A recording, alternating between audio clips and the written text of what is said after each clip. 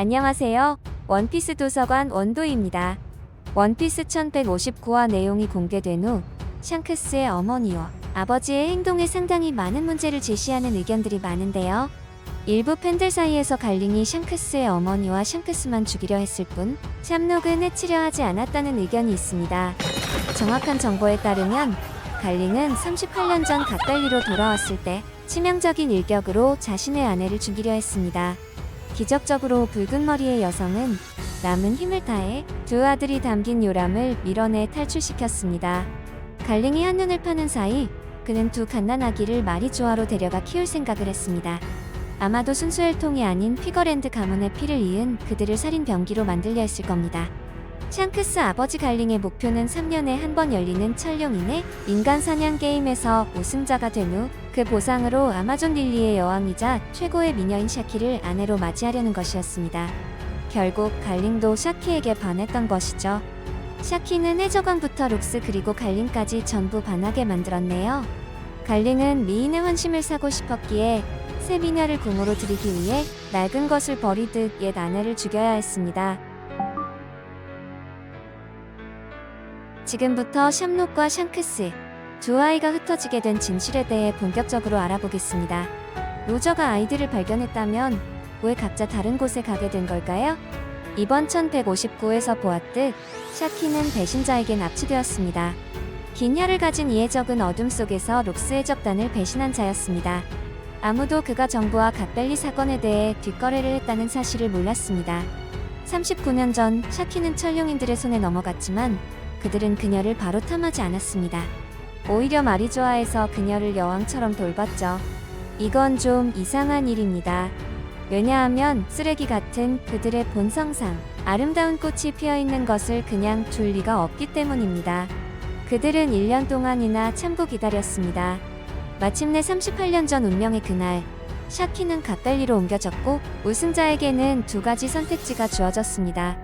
첫째는 그녀와 결혼하는 것, 둘째는 그녀를 노예로 만드는 것이었습니다. 물론 아내로 삼는 것은 대를 잇기 위함이었죠. 갈링은 최고의 미녀 샤키를 손에 넣기를 간절히 바랐습니다. 그는 이 납치 계획의 배후였고 이로 인해 해적들은 불공정한 패배를 당했습니다. 노예로 만드는 선택지는 다른 천룡인들을 위한 것이었습니다. 원피스 1158에서 우리는 갈링이 어떤 여성과 함께 있는 것을 보았습니다. 그는 바로 붉은 머리의 여성이었습니다.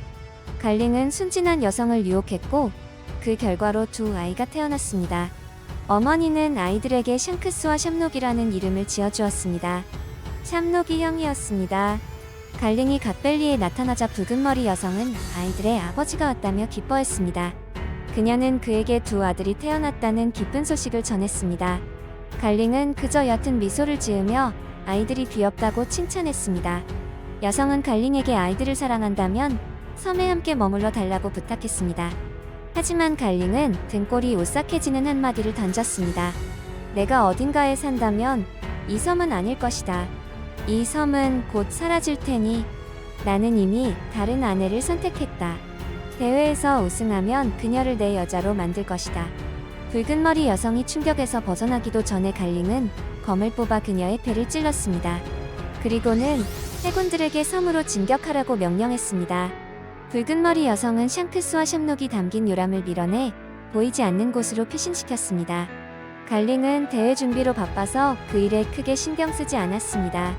그는 애초에 샹크스와 샵록을 키울 생각이 없었던 것 같습니다. 그 후 미래의 혁명군 드래곤이 신병으로서 섬에 상륙했습니다.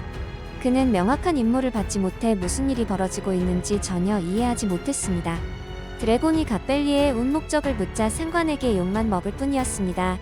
그는 그저 침묵하며 명령을 따를 수밖에 없었습니다. 드래곤은 핏자국을 발견하고 작은 집 안으로 들어갔습니다. 그곳에서 배에 깊은 상처를 입고 죽어가는 한 여성을 발견했습니다. 여성은 더 이상 일어설 힘이 없었습니다. 그녀는 마지막 남은 힘을 쥐어짜며 희미한 목소리로 말했습니다. 제발 두 아들을 돌봐주세요. 그 나쁜 놈으로부터 아이들을 지켜주세요. 붉은 머리 여성의 비극적인 이야기는 거기서 끝났습니다. 이제 남은 것은 엄마를 잃고 배고픔에 우는 두 고아를 드래곤이 어떻게 할 것인가 하는 부분이었습니다. 과거 나미의 경우를 보면 그녀 역시 고아였지만 벨메일에게 무지코와 함께 입양되었습니다. 하지만 드래곤이 샹크스와 샴록을 직접 키우는 대신 그들은 각자 다른 길을 가게 되었습니다. 샴록은 갈링의 손에, 샹크스는 로저가 발견한 보물 상자 안에서 발견되었죠.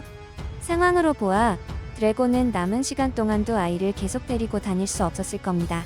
그는 임무를 마친 후 돌아와 아이들을 섬 밖으로 데려가기 위해 안전한 곳에 숨겨두었을 것입니다. 아마도 두 개의 보물 상자에 각각 한 명씩 넣었을 겁니다. 보통 두 아이를 한 곳에 같이 두지는 않죠. 로저 해적단이 보물 상자에서 샹크스를 발견했다는 것은 이런 상황에서만 가능합니다.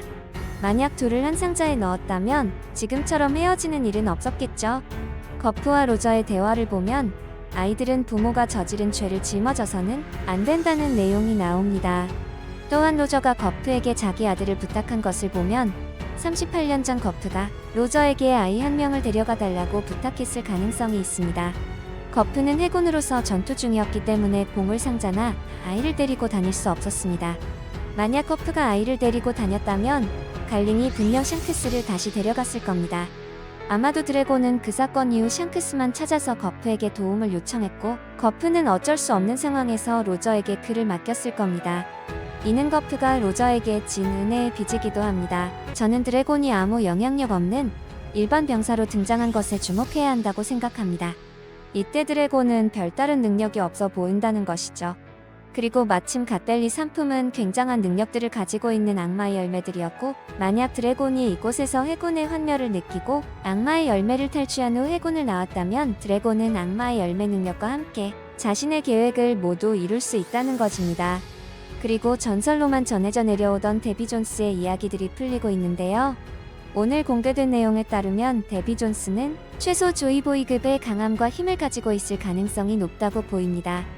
세계 정부에서도 데비 존스의 가문을 극비에 취급했고 뒤에서 지우기 위한 작업을 이어갔다는 것이고 현존 최강으로 보이는 록스의 정체성이자 과거의 적사에서 빠질 수 없는 거물임은 틀리지 않는다는 것입니다. 이제 와서 생각해보니 흰 수염이 샹크스를 볼 때마다 그 상처를 보며 마음 아파했던 이유를 알겠습니다. 그것은 물리적인 상처가 아니라 그의 약한 마음속 깊은 상처였던 것입니다.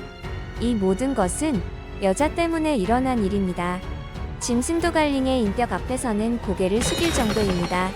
저는 나루토의 이타치보다 질적으로 안 좋아 보이는데요. 하지만 어쨌든 갈링은 매우 영리했습니다. 그는 배신자를 매수하여 자신 대신 샤키를 납치하게 함으로써 굳이 위험하게 해적섬에 발을 들일 필요 없이 록스의 적단을 내부에서부터 분열시키는 방법을 알았습니다.